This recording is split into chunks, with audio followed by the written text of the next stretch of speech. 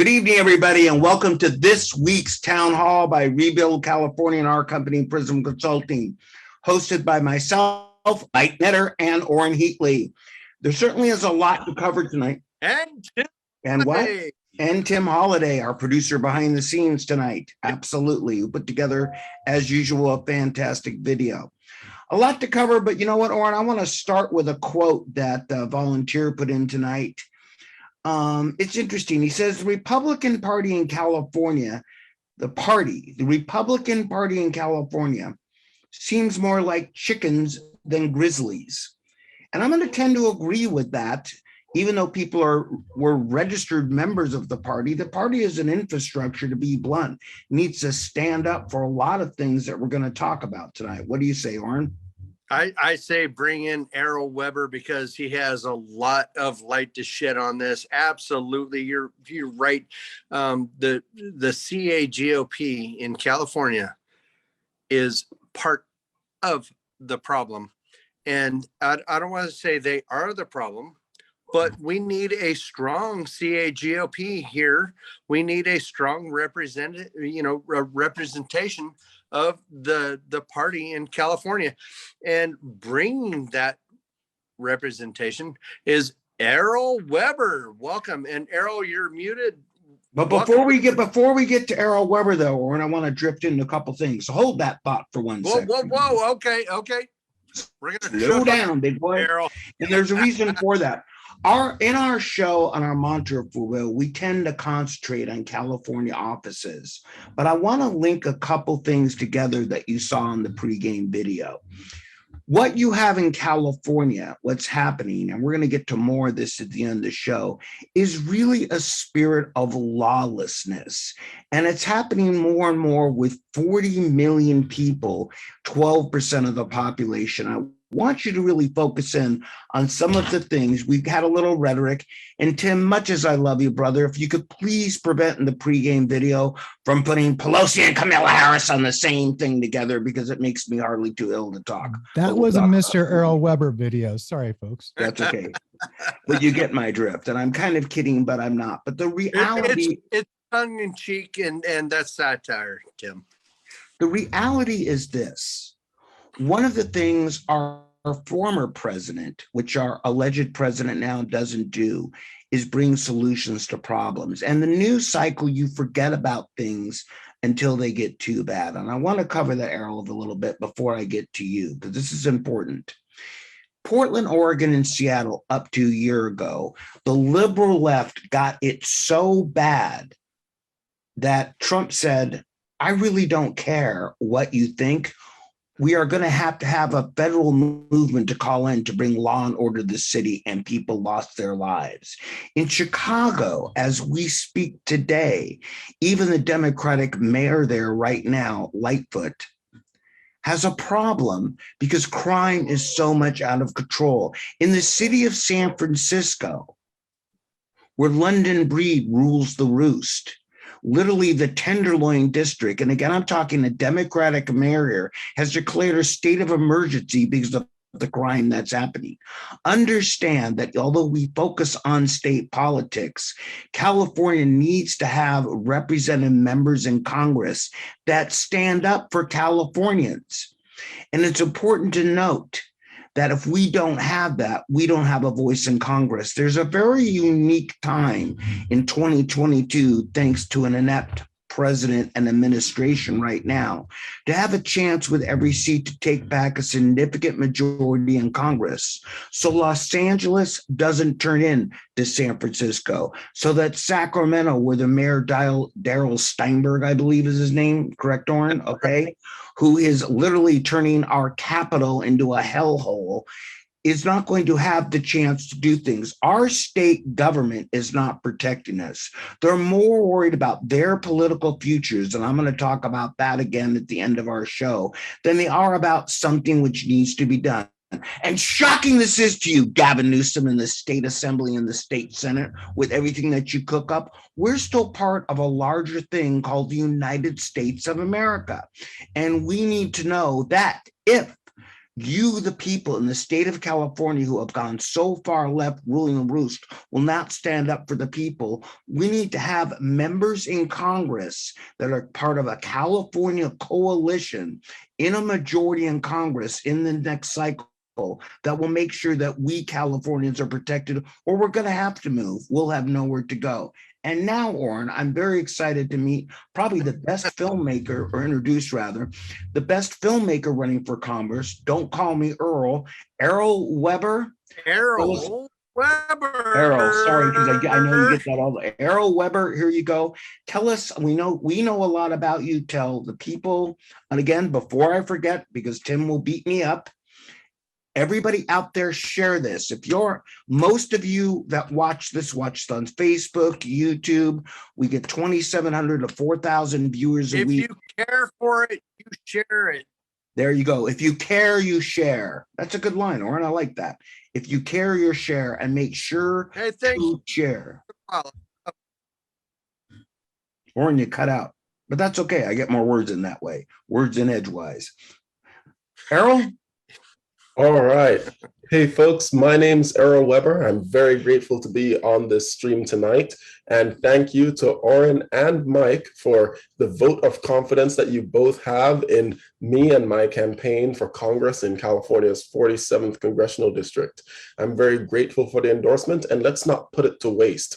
We have a lot of work to do in Orange County. Currently, the area that covers the 47th Congressional District before redistricting was the 48th Congressional District, and Michelle Steele is the incumbent in it. She has since moved to the district adjacent, and as such, I am now running in this district, the 47th Congressional District, against Democrat Katie Porter. We have seen what Democrats have done across the country, and we need to make sure that we push back against all attempts to further centralize government and rule and centralize power in our government. We have an opportunity to keep this district red. Currently, the way that the district is drawn, it has a 1%, 1-point Democrat majority, or Democrat advantage. But when you consider all of the misgivings of Joe Biden over the past year, it's really like a 4-point Republican advantage. So we have this going forward, and I don't see an end to Joe Biden's misgivings over the next few months. So we really need to make sure we point out the stark differences between leftist leadership and what Republicans and conservatives have done and are continuing to do, not just in California, but across the country. Look at great examples like Florida, like Tennessee, and we need to point out the importance of protecting freedom. We need to protect economic freedom so that all Americans can choose what is best for their career and not be hamstrung or pigeonholed into doing business the way the state of California wants you to do it. So we need to fully repeal and get rid of AB 5. We need to have medical freedom. We should not be having any government official or any government agency forcing Californians or Americans at large into any form of medical treatment. That is ridiculous. We need to also protect religious freedom. You remember many months ago, the state of California was shutting down churches. We need to make sure that no elected official ever gets the idea to go and shut down churches ever again, or exploit an emergency to shut down the state and close businesses and hurt already struggling families. We have seen over the past year, we've had many businesses in California where the business owners have fled and moved to other states. One great example is Tesla. When when you have a person who leaves the state because the tax situation is too burdensome, they oftentimes take their business with them. And you might think, oh, we just lost one taxpayer. No, you did not. Because when you consider that roughly 47% of all of California's tax base is paid for by 1% of the population. When that 1% of the population starts picking up and leaving, who is stuck footing the bill? The already disappearing middle class and the already crushed working class. So we need to make sure we're incentivizing keeping businesses in California and keeping families in California. When a business leaves, it's not just the business that leaves or the business owner that leaves, it's the many, sometimes hundreds or thousands of workers who work for that company who are suddenly out of work. And when it's a high paying job like Tesla or another tech company, well, a lot of times these people are the breadwinner in their family and they live in a really expensive house in a really expensive neighborhood. Well, if the breadwinner suddenly is out of work and they're paying ridiculous property taxes, it's in their best interest to get out of the state. And when they leave the state, we have more problems of more people being stuck footing the bill of taxes. So one of the major things that I'm promoting throughout this campaign is lower taxes, and lower taxes.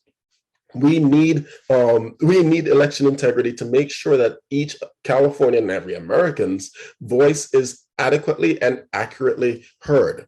We need to make sure that only US citizens are able to vote. We need to make sure that we continue to audit the vote counting system and make sure that we are not allowing for cheating to happen or to have multiple ballots being stuffed into envelopes or having envelopes shredded or signatures not verified. There are so many things going on in our state when it comes to the Department of when it comes to the registrar of voters, and we need to make sure that we are holding the state accountable. The other thing is, if I remember correctly, I believe it was Election Integrity Project or Project Veritas, they sued the Secretary of State of California about 2 years ago to clean up the voter rolls. And the state of California has until the end of 2022 to clean up said voter rolls. I would hope that they clean up the voter rolls before the election, but what do you think California is going to do? They're going to wait until November 9th to possibly start to clean up the voter rolls. We need to hold them to account because right now, I know colleagues right here in the Orange County area who their dead relatives who died in the 80s are still on the Orange County voter rolls. And they were born in the 1980s. I'm sorry, they died in the 1980s. So we need to make sure that we are cleaning up the voter rolls, we are holding our state to account, and we are making sure that we lower taxes and incentivize keeping businesses in California. Another aspect of accountability is making sure that we get people out of this system of becoming dependent on the government. We're seeing it happen and we're seeing it incentivized with all of we see it incentivized with all of the unemployment that has been given out over the past few months. I speak to business owners in Newport Beach very recently, and they say that one of the biggest issues that they have with keeping employees is that the employees don't want to come back to work, and when they do want to come back to work, they want to get paid in cash with no trace. That way, they can continue to collect unemployment. Wait, what? We have now normalized a culture of dependence. And what do you think is going to happen when Assembly Constitutional Amendment 11, and I believe it's this new healthcare for all, possibly passes? It's going to spell the death of California and even deeper taxation. So those are the things that I hold very dear in this election cycle. We need to have election integrity. We need to lower taxes. We need to incentivize keeping businesses in California, and we need to protect all Americans' freedoms. Woo!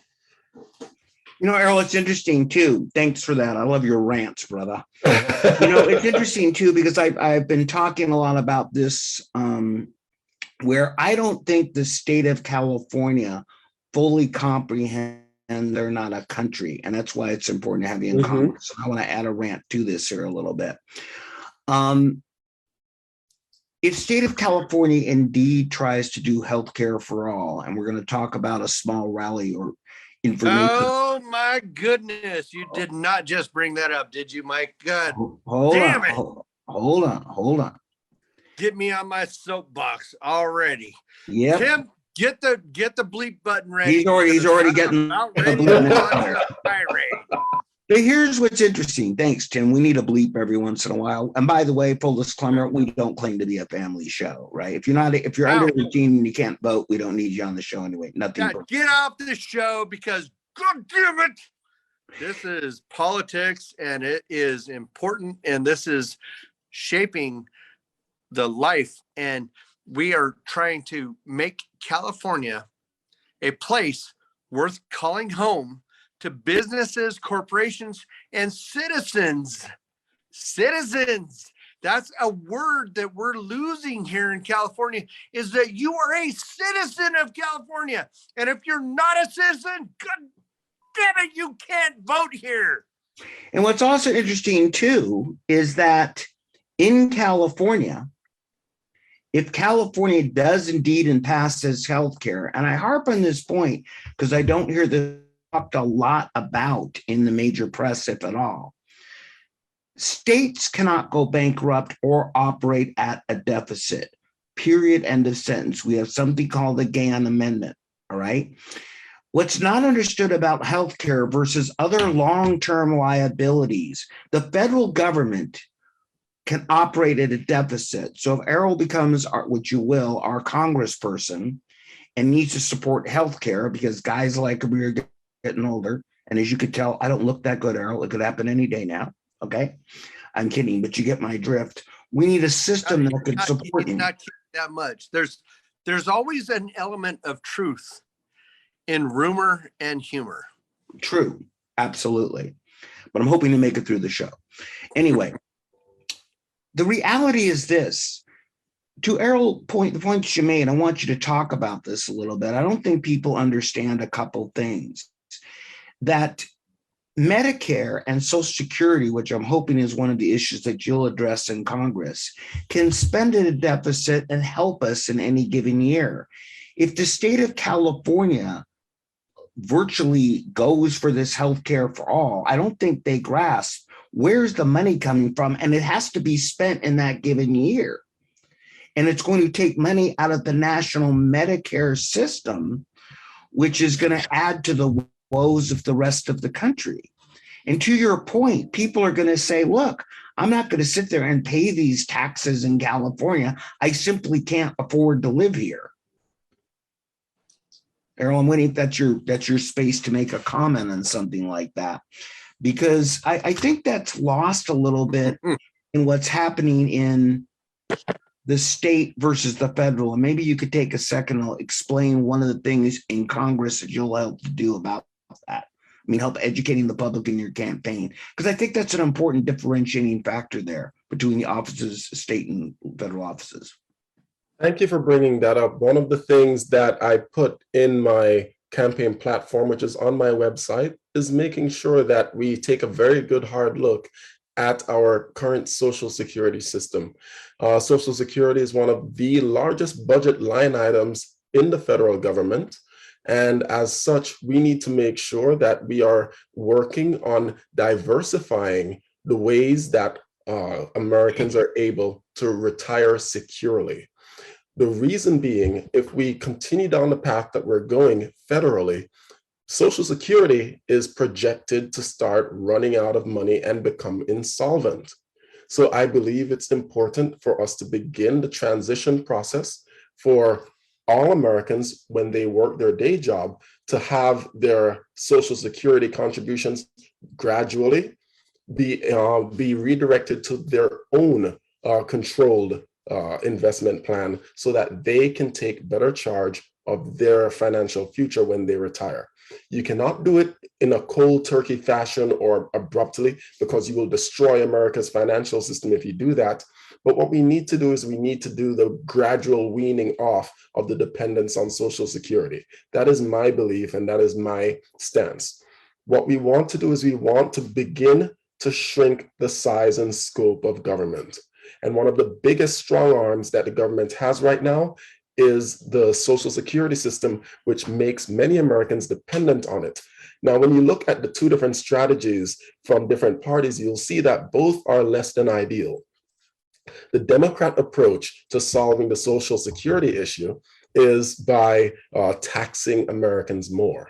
The Republican approach to solving the Social Security issue is by further limiting the time and scope of how you can use your Social Security, whether it's by age or limitations on the amount that you get per month and so on.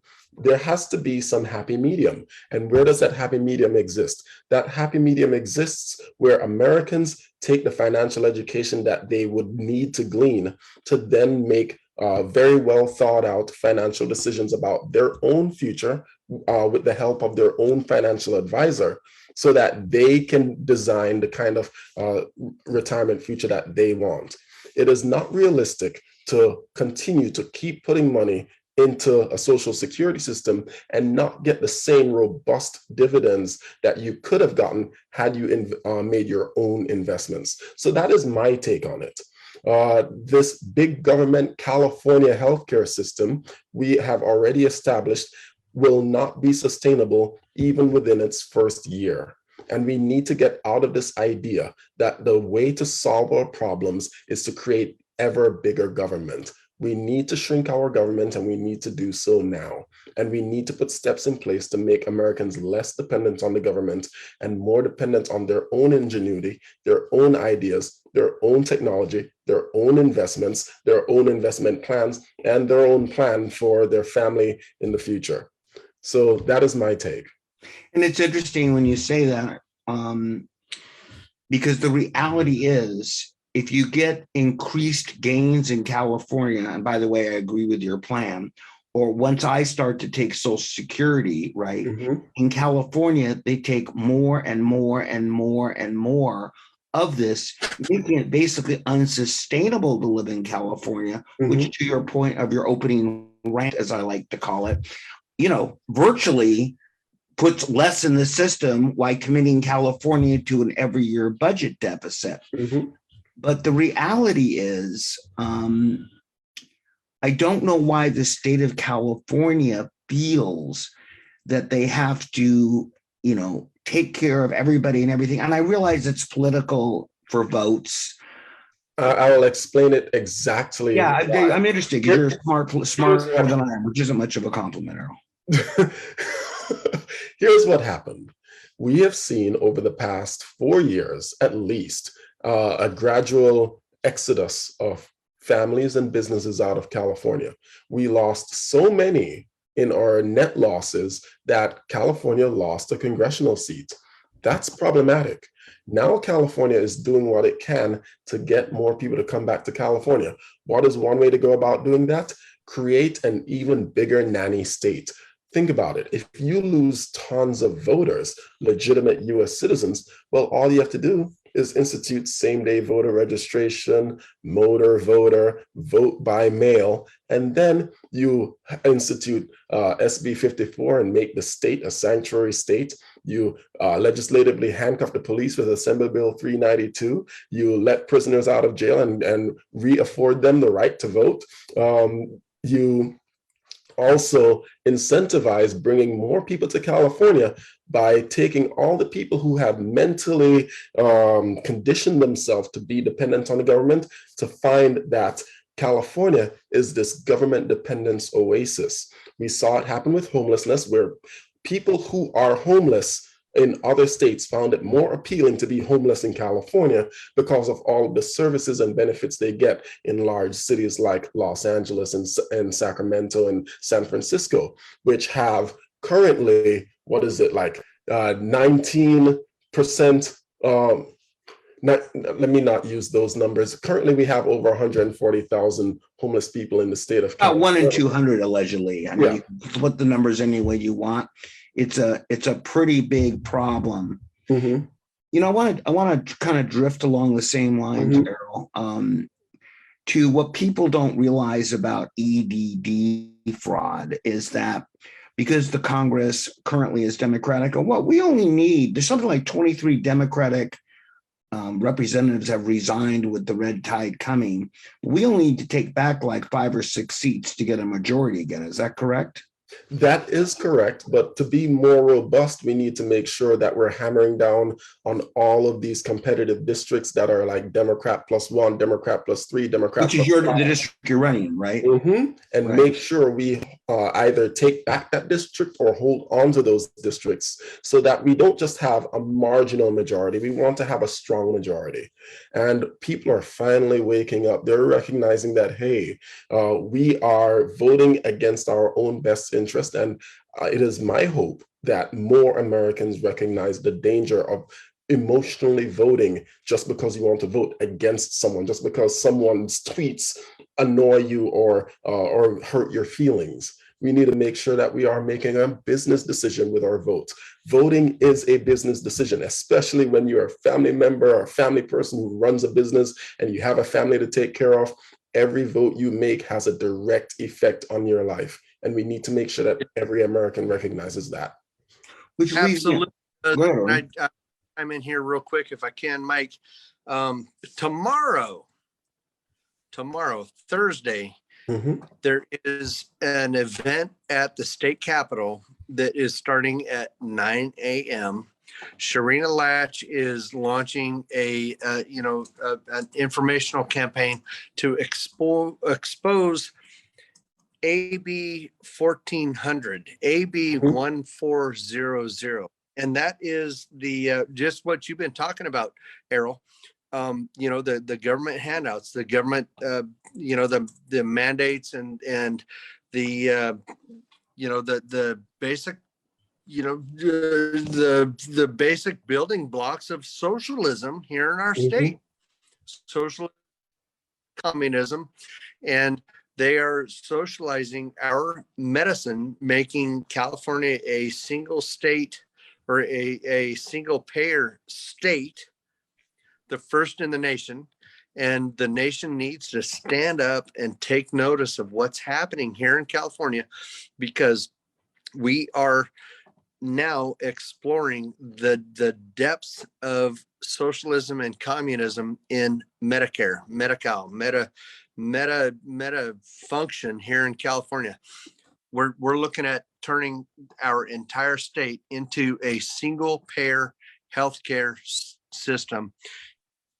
AB 1400. It's happening now.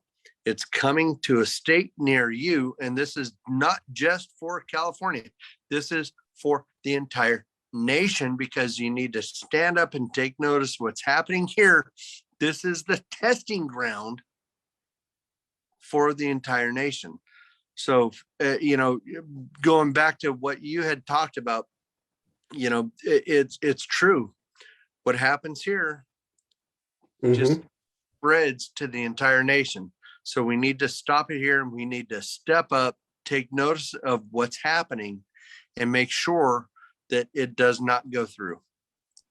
And I want to shift before that informational event, as they call it, going tomorrow, but it's the same thing. It's interesting, Errol, when you get into Congress, I think something else which is interesting, because California brags about this tremendous surplus that they have, and I haven't done the breakdown yet, but the fact that the EDD fraud was able to take place was because we have, sorry to say the word Democrat, but a leftist Congress that doesn't hold California accountable. Much of the surplus is with federal money. Okay, so I don't, but they're not held accountable for it. And now but you're going from a $246 billion budget to over a $500 billion budget with the single payer healthcare. No, but my point is, the budget alone, yes, has grown 100 billion just in the last 5 years. You're going to grow it to 500 billion. It's all dependent on California's paying. But the surplus that they talk about right now isn't all, even today, based on California taxpayers. It's based on money that the federal government, who has a different fiscal resource than the state, puts into the state, right? True. So sooner or later, okay, California needs to be held accountable for EDD fraud, to misuse of things like we currently have, without going into too much depth today, medical fraud, other things which are happening, the ineptness of our voter system, et cetera, et cetera. And if the federal government would step up and hold California a little bit more accountable, and I have a couple other things I want to get to in the last 50 minutes, Errol, that I want your take on. You see what I'm saying? I think California wouldn't be awash in this drunken swarthy of alleged surplus billions, not counting the fact they want to spend way beyond they're spending beyond their means now on money from dad, if you will. There is no surplus, and stop propagating that myth, Mike. There is no surplus. We have $91 billion in unfunded liability for our pension funds. I was going to mention that. The Good unfunded Lord, pension liabilities, as long as we take it have away, that, my we'll friend. never have a surplus. We do not have a surplus. Errol, go ahead, take it away. So these unfunded pension liabilities, I remember learning about this back in 2019 when I entered the world of politics. There's a great economist who was running for a seat in Los Angeles who gave me a financial breakdown in the state. Turns out the state had roughly $1 trillion, over $1 trillion in unfunded pension liabilities and promised health coverage for all of its CalPERS and CalSTRS workers. And I'm like, wait a minute. Could this be could this little centralized healthcare for all be their way of swallowing up their massive pension liability and promised healthcare liability that they also have here in California? So they're killing two birds with one stone, and killing Californians, but they're killing two birds with one stone. They're trying to swallow up their debt by taxing Californians harder and rebranding their debt as single-payer healthcare, while also bringing in a whole new glut of primarily non-citizens to come into the state and then grant them the opportunity to vote for local level board positions. And you know what happens? Those incumbent local level board positions then endorse people who then run for assembly and senate and board of equalization, all these other state seats. And before you know it, those people who aren't supposed to have power, which is non-citizens, are now enabling people who they want to place strategically throughout the state to grab more and more power. And that's what they're doing in California. This new health plan is one big power grab. It's not about our health. Right. No. And Errol, playing on that a little bit too, I know I see Lois Shade on tonight as a leader of the local Republican group. Shout out to you, Lois. Even in the city where I live, which I'm leaving nameless for a reason, they're trying to break it down in districts instead of open voting. But shifting a little bit when I open the show, I want to read you something that Bob Hogue put out tonight. Bob is Roxanne's husband, Roxanne Bedford Hogue. I get the all the time here, right? Yeah, she's my campaign mom. Article. Let's stop crossing political lines sometimes. An Asian woman and we all know this, an Asian woman shoved to her demise in front of an oncoming subway train in New York Times Square station. A 70-year-old nurse randomly attacked and killed at a bus stop near LA's Union Station. A UCLA grad with a promising future knifed to death while she was working at an upscale furniture store at LA's Tony Hancock Park area. It is literally getting to the point that much of California, for the average citizen, regardless of party, race, color, is not becoming safe because we're not doing anything about law and order, and we're doing more things to break down. So whether you're not the fact that you are, quote, illegal or a non-citizen, but we're giving the voice of the people that commit these crimes too much of a voice with no repercussions for what they're doing. And the elitists in California don't seem to care. And I started off asking, and I'm asked to ask you a lot of questions tonight, but here's a direct question I'm going to ask you. If California got bad enough, would you vote for the fact that we may need some federal backup if they continue to do the things that they're doing that can't protect California, like Seattle, like Portland? Because literally much of LA is becoming like that now. I believe that we need to make sure that on the federal level, if the state is not doing a good job of protecting its citizens, the federal government, which one of the main roles of the federal government is national security, is making sure that the federal government does step in if it needs to. I believe that there's a saying I always say that it's not the severity of punishment that deters a man from crime. It's the certainty of it. really think this through. Let me say it Wow. again. That's a good one. It is not the severity of a punishment that deters a man from crime. It's the certainty of it. If a person knows that they're going to get in trouble for a crime, it is a bigger and better deterrent than an extreme punishment. So what I'm saying is, right now, we have created a culture in California where we do not punish crime. Let me rattle through them real quick. I think I have them on the top of my head. You have Prop 47 from 4 or 5 years ago. The root of all evil. Prop 47. Thank you, Kamala Harris, for branding Prop 47 as the Safe Neighborhoods Act, the Safe Schools, the Safe Streets Act. The biggest deception imparted on our state from the departing Kamala Harris, our now Vice President. Thank you, Joe Biden.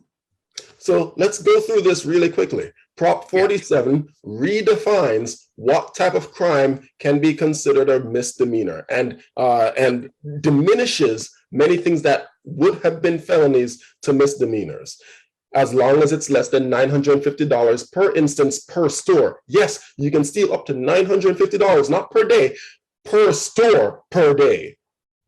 Now, here's another thing. So we've established that no one is enforcing any criminal activity laws here in California. That's one. Two, you have Prop 57. Prop 57 allows for people currently incarcerated in state prisons to appeal for lighter sentences and be farmed out to county jails. But wait, there's more. Then you have AB 109, which allows for people currently in state prisons or currently in county jails to be fast-tracked back out onto the street. Wait, so you can get a slap on the wrist with Prop 47.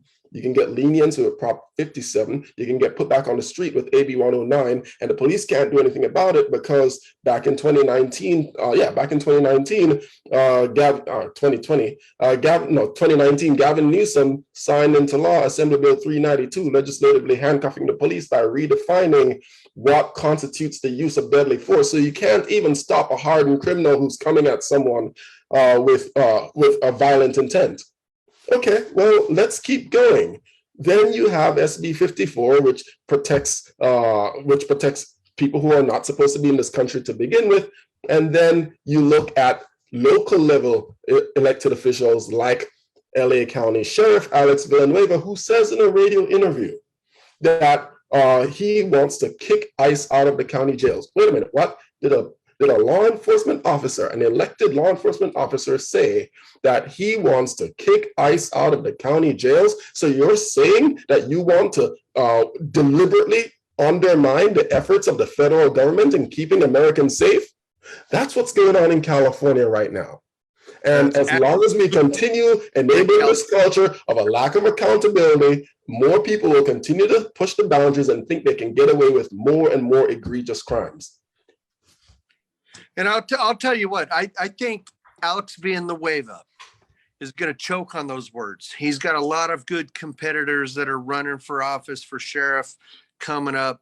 And I know for a fact he's done an end loop around on his stance. I'm not sure he's let ICE come back into his jails yet, or he's going to make a reversal on that decision that he made. But you know what? That is one of the things that has caused so many problems here in our state, where you have elected officials who support these agendas that are detrimental to our citizens and favorable for the people who are here unlawfully. Let's wrap up as we get to the end of the show. Absolutely, Orrin, with a couple things here. The one thing that scares a politician the most is losing their job. So for everybody out there, a couple things here as we wind towards the end. Chris, and I would love to take a couple of questions from the peanut gallery if there are any questions. If you have a question for Errol Weber, if he's running for Congress in the 47th district, and if you have a question for him, put it in. Let us know what you have. If you have a question for Mike or I, moving forward regarding Rebuild California projects that we're working on, we have a lot of great things that we're doing, and we're moving things forward. And it's Errol, if I don't get a chance later in the show, I know we're wrapping it up, but thank you so much for coming on as our guest. And we're going to have you again, my friend, because you are well informed, you know what's going on, not just in your district, but statewide, not just statewide, but you do the research and you look into the matters that matter most for people at a local level in your neighborhood. And that means so much to us. Thank you so much. Thank you for having me on. A couple quick things here as we wrap towards the end. Chris Holden is in charge, I'm reminded by Lois, of the Appropriations Committee for AB 1400, which is ABA 11. It doesn't really matter. Write Chris Holden and tell him you will do everything you can possibly do or call in to make sure that they lose their job. We do have one quick question. ICE in jails right now. The people trying to do their jobs when an illegal citizen gets arrested are not allowed to go in and force the deportation laws. That's what's meant by Shankaroo State. Thank you, ACA and ACA 11 and AB 1400. But two quick things before we roll to the end here. Remember, Errol, you haven't told us you're probably running against, and again, this is a family show, so I apologize for cussing, against Katie Porter. Katie Porter. Okay, the third worst name I've heard tonight. Sorry, that's still number 3. So if you want to really do something in Orange County, help Errol, how do we find you again? You can find me at weberforamerica.com. And if you ever forget what that website is, just go to lowertaxesnow.org. It takes you right there as well. Perfect. I'm going to be putting up billboards with that. Lower taxes now. It's a very important message for a lot of people in Orange County. Which is actually and real important what Errol stands for, why Orrin and I are supporting them. Let's be really clear here, okay? Just as I talked about early on, that we have forces coming in saying we can make better decisions than the individuals. And to make those better decisions, and I've always said this, politics is basically about this. You got stuff, we don't have stuff, we want your stuff. And the more of your stuff that we take, the more we'll make the decisions. Defined at its most basic tenet, that's socialism. In a capitalistic country, if you make more stuff, you can make decisions with your stuff, what you want to do. Not the most sophisticated explanations, but that's kind of the way it boils down. Wrap this all up, and I hate interrupting you in the end of the show, but folks, when you decide to invest in your future, invest in the candidate, invest in Errol Weber, invest in Eric Early, invest in Mark Moiser, invest in Kevin Kiley, invest in the individual, because you don't know what the hell the CAGOP is going to do with your money. And the majority of your money that you put to the party goes to other areas. If you want to support somebody that's quality, that you know is going to do the job and get the job done, then give it to them directly, because you know 100% of your investment is going to go to that person and that candidate and their candidacy. And Rebuild California, for everybody out there, if you don't get it yet, what we're doing is uniting the states and putting you close to the candidates. So we have some questions about the SALT tax, about what would Errol do on this. Go to Errol's site, go to sign up for Rebuild and email us at Rebuild, and we'll go to these candidates that we have on directly and get you the answer. Rebuild California. RebuildCalifornia.com. We're using money that we take in to support the infrastructure to support our candidates together.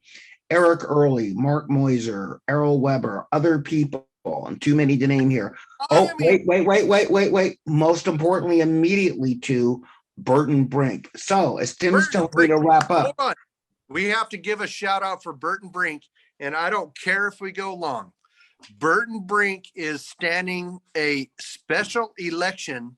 It's going to take place in February. What is 14th. It's taking place now. Right now, the ballots are out there. the ballots are out? Burton Brink needs to be voted in, and you need to be aware of what he's doing down there. So go to Burton Brink. Again, one of the candidates, critically important too, because without that super majority, because people are resigning right now, this could stop AB 1400 and AB whatever it is, AC, who cares? At the end of the day, let me say this as we wrap it up, okay? To take back your state, we ask you every week, whatever you could do to participate. To really rebuild California and frankly, keep it from eroding further, you need to participate. That means tuning in on the show, sharing everywhere that you go, signing up for the Rebuild California mailing list, making sure that the initiatives we talk about, you participate in using 100%. Rebuild California is the tent. You have to do everything that you can, because again, if you aren't getting the drift of our theme tonight, it's simple. You could say, I'm moving to Tennessee, Alabama, Iowa, it doesn't matter. These policies are coming for you. And if we let the state which we reside in erode to the fact where it is not the 5th largest economy in the world, it will take United States down the list of powers in the world. So for everybody out there, if you want to do something to make California be built and move forward, do it now. Join Rebuild California, Errol. support Errol Weber. And 30 seconds, wrap it up. that's it. Okay. Everybody out there, I say this every week. I want to give Errol 30 seconds to wrap it up. We're wrapped. We're not wrapped. We have an important election to win this election cycle, and it is not enough to just go to a rally. We also need to make sure we're collaborating on the local level to make sure we're getting out and getting the message across door to door. And because ballot harvesting is legal in California, we need to go out and make sure we're collecting those ballots as well. You cannot sit back and say, oh, woe is me after the election has passed. It is better for us to get ahead of it and make sure that we go out and help our candidates win this race. Even if you can put out the time to spend 6 hours to go to a rally on the weekend, you can put out the same 6 hours to help a candidate, and it goes a long way. So I look forward to your continued support. And even if you can't donate to a candidate, make sure to share their content and encourage your friends to donate to the candidate, just like that. Thank you so much for having me. Thank you very much, everybody. Good night. We'll see you next week. God bless you, Errol. God bless you too. Okay, God everybody, bless good America. night. Take your state back. Do something.